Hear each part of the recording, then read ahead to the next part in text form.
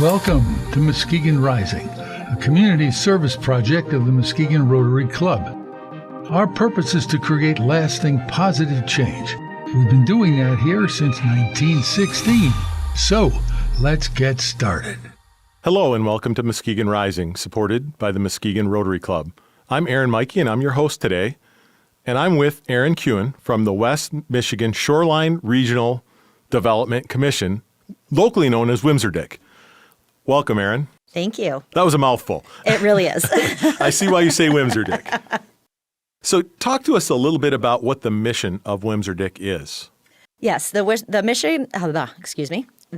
mission of the West Michigan Shoreline Regional Development Commission is to promote and foster regional development within West Michigan amongst local governments and regional partners. So what we really try to do is bring people together to do things that make sense at a regional scale. Gotcha. And you serve communities throughout the region. That's got to be a yeoman's task. Yes. So we cover 5 counties: Lake, Mason, Muskegon, Newaygo, and Oceana. And then we also go into northern Ottawa County for our transportation program as well. We have 127 local units of government that we serve within those 5 counties in northern Ottawa County. And yeah, it's a lot of work, but it's a lot of fun. And we find out that, a lot of communities really do want to work together because it makes sense. Absolutely. So how do you get them all to the table and kind of agree on things, right? Because everybody does things differently, but how do you share those best practices? And then how do you get people to come to some level of consensus? Usually it's because we hold the key to federal funding, state and federal funding. So that usually makes people work together a little bit easier. We administer several different programs: transportation, economic development, environmental planning, and local government services. So on the transportation side, we are what's called a Metropolitan Transportation Planning Organization. That's a federal designation based on our population density. And what we do as that, with that designation is the administrative side of what's required through the federal transportation bill to be eligible for the federal dollars that come in. So we have committees made up of elected officials and as well as the engineers from the local units of government that come together, and we're allotted a pot of funding. And then we have to administer that process and help them come to a determination on what transportation projects are going to get done every fiscal year. Oh, wow. So all the road work that goes on in all those communities, right, the funding comes through you. Well, some of it. Well, we get dollars from the state and federal government to administer that process, but the actual construction dollars go directly to the local unit of government. And there's probably on average, about $30 million annually that goes through that program. So can you tell us a successful project or initiative that you've done more recently at WMSRDC? There's a couple of them, actually, that we're very excited about. One is the environmental work that we've done around Muskegon Lake, and we are just inches away from being delisted as an area of concern. Actually, all of the construction projects are done to meet all of our benchmarks. And the state has put together and submitted to the federal government the paperwork to delist. So we are just waiting on the federal government to make that an official announcement and expect to have that sometime this spring. So we're going to have a big party and celebrate that. For sure. So that was one of the big things. The other big thing that we're really excited about is last year we went through a competitive process at the federal level to have an economic development fellow placed here at our agency. We're the host agency, and it's to promote and advance the agricultural and food processing sector within West Michigan, within our 5 counties. And we have that natural. We're very unique. We're second to California in the amount of specialty crops that we grow here. And so we have a lot of opportunity at every level to grow that industry. So there were 62 fellows placed across the country. We were one of them. And we have her through July of 26, so 30 months total. And we're really excited about it. And then on top of that, we received an additional grant from the Economic Development Administration to do a West Michigan Ag Cluster Impact Analysis. And the data from that study will help her do her job better. That's amazing. As we look at the potential redevelopment of the Muskegon Lake shoreline and Muskegon downtown, that was brought up, the future of ag in West Michigan. I think it's so underappreciated or under-recognized, the varying amount of crops and the volume that is produced in the counties that you represent. Right.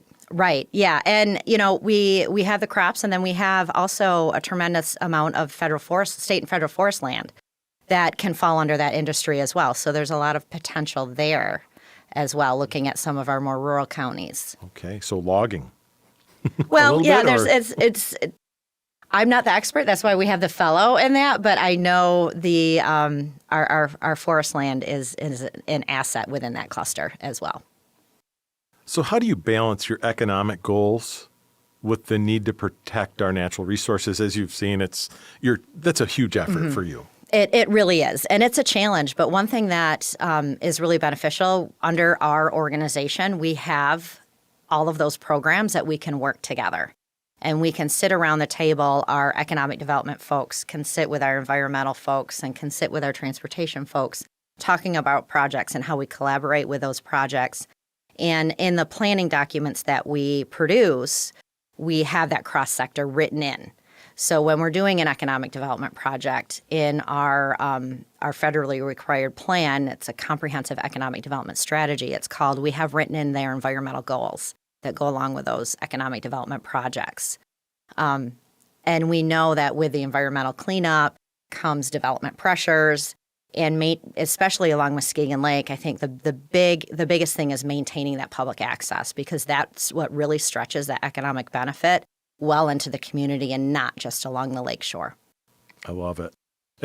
We've come so far, and we don't want to regress by going back to the practices that we know polluted our resources, our greatest resource. So transportation, you mentioned a little bit. It's such a key resource in our development and our planning. How are you involved in shaping that infrastructure beyond just those federal dollars? Are you involved in the construction discussions of which roads might get done? We also, as part of our responsibilities, we've been doing it for over 20 years now, is it's called PASER rating, and I can't tell you what that stands for, but it's basically asset management for roads. We rate the roads. So every year we get in a car there's 3 people in the car, and we drive every mile of federal aid roads within West Michigan, and we rate those roads on a scale of 1 to 10. 1 being a road that's really bad, almost back to gravel, to a 10, which is a pristine, newly constructed road. And based on those numbers, year over year, we know what it takes to put into a road to take it from a 3 to a 7. And therefore, we know we can work with our local units of government on what roads need to be looked at and addressed at what time to make those limited dollars stretch as far as they possibly can. So you take real road data from driving around, provide that to the municipalities, and then they have a goal to take it from A to B on a scale. Correct. Wow, that's great. Based on that data. So it is based on actual hard data.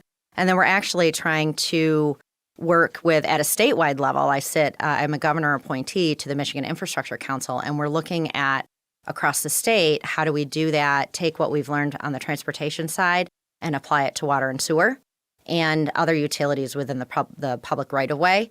So utilizing asset management, bringing in criticality into the picture and rating those, doing condition assessments, and then how do we, again, stretch those very limited dollars that we have to maintain our infrastructure, because that's really where our economic future aligns, our environmental future aligns, and all of that. So we need to make sure we understand what we have, and then how do we put the money in the best places. It's so important for people to understand why those projects are done, and that it's not just at a whim. And it's Correct. So great to hear that there's data being collected and used to improve all of those critical resources that drive not just economics, but our homes, right? Whole quality of life, It's quality yes. of life everywhere. So looking ahead, what are some major priorities or projects that WMSRDC's working on, and what will you be focusing on in the next few years? Well, we're going to continue our core programs, the transportation and economic development and environmental planning. But we have some projects that we're working on the local government side. So just very recently, the state is requiring each county to update their solid waste management plans. So they're now called materials management plans. And we are working as the designated planning agency for our 5 counties. They have come together to do one regional plan. And we will be updating that. And really the goal around that is to divert as much waste as possible from going into landfills, looking at composting and recycling and how do we just better manage those materials as we're done, and how can we reuse them for economic benefit as well. I love it. We have campuses in 6 locations across the state, and I'm always amazed that recycling does not happen in certain communities because they haven't planned that out yet. And you just think of the waste that's going on, whether it's single-use plastics, styrofoam. I'm so glad that that's happening at a regional level here, but it's also going to be required across our state. Correct. Yep. Less in the landfill, more recycling is so critical. Yes. Thanks for your work on that. How can local residents or businesses get involved with WMSRDC? Well, I think the biggest challenge is nobody knows who we are. And when they hear our name, they're like, what is that? And what do you do? So I think just through education, we have a Facebook page, we have a website that's pretty comprehensive. Through all of our programs, we try to do a lot of public involvement. So we reach out to the public. So if anybody wants to hear about what we're doing or learn about what we're doing, one, our website, 2, our Facebook page, but then also we have a quarterly newsletter we do. We have a distribution list that you can sign up for through our website just to hear a little bit more information about what we're doing. And then when we have those opportunities that we're looking for public input, participate, because that's the biggest thing. Your voice will be heard if you're there. What are some key collaborations or partnerships that you have at WMSRDC, and why do you rely on those to achieve your goals? I think our key partnerships are really with our local units of government. And what we try to do is be a source of information for them. I often say if we don't have the answer to your question, we know where to go to get the answer within especially our core programs. So really working with our local units of government at the county, township, city, village, and then our partnerships at the state and federal government as well, and maintaining those. We have good relationships also with our community colleges, our philanthropic community, our nonprofit organizations within our 5 counties. We really, try to be involved and keep our ear out so we know what the needs are of our communities and how do we, through our programs, make improvements. You probably have a million measures of success for your organization. Obviously, Muskegon Lake getting delisted is huge, right? Yes. I'm glad you said that as I was saying it. How do you track your success, or how do you measure your success of your organization in some of those maybe less known projects that you do? Right. What we try to do, so we are funded. We have a very interesting fun way of being funded. So we assess dues to our counties for many of the programs we do. But our transportation program is a little bit different, and we assess separate dues to our transportation agencies, which is the Road Commission, the cities and the villages within Muskegon County and Northern Ottawa County. So how we measure that is we assess 27 cents per capita from our counties for the regional commission programs, and then transportation, it's 51 cents per capita. And we use those dollars to leverage additional dollars. And we did, over a 10-year period, we tracked what was our return on investment for those dollars that were given to us through the dues. And our regional program, the WMSRDC program, the 27 cents per capita, the return on investment was over 9,000%. On the transportation side, for the 51 cents, our return on investment was over 52,000%. So every dollar that they put in, they received $52,000 back. That's stunning. That really is stunning, that level of return on what you're you're taking out of those captures and you're returning that much Right. more. And many of those dollars did not even pass through WMSRDC. It went just because of the work we do, it went directly to those local units of government. So what would you say is the biggest misconception about regional planning commissions? And how do you think you want to communicate WMSRDC's role in regional planning in West Michigan? Again, I think it's just who we are. Once, when elected officials, we first meet elected officials, a lot of them don't know who we are and what we do because we're so far behind the scenes. And that's okay. We're fine to be back there. We want our communities to get the spotlight of when they do get a grant or projects that are happening. They're the one, a lot of times it's because they are the ones that initiate. They came up with that idea and they came to us and we just helped them make it happen. So really, we just want to be known as that source of information. They can come to us to get things done. And that's really what we want to be known as, is the organization from a government standpoint that can go get through the red tape and get things done for them. I can speak. I've been back in the community for 8 years, and when somebody said WMSRDC, I'm like, what is that? And Is it a bad word? I'm like, what did you just say? And it took me until preparing for this podcast to really understand what you all do. Yeah, we wear a lot of hats. From the environmental side, we have several federal designations. We're a water quality planning agency. We're a metropolitan planning organization for transportation. We're a designated economic development district. We're a census affiliate. We have our hands in a lot of different areas within the community, and a lot of times it takes people a while to really figure out who we are and what we do. And I tell new staff members when we hire somebody on, it'll take them 2 years to really figure out what we do. And they come to me 2 years later and say, yeah, now it's all clicking. I really get it. That's amazing.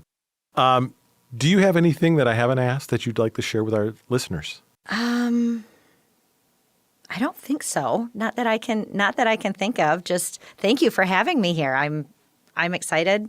I'm so glad that you came to talk about what we do in our little part of the world. It's a huge part of what our West Michigan region needs, and you're providing such a valuable service from delisting lakes to transportation needs. It's really amazing.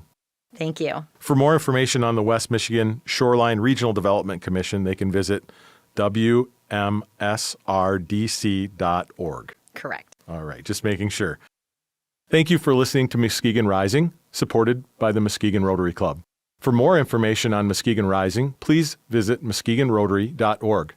If you think someone else is doing something amazing in our community, please email us at muskegonrising@muskegonrotary.org.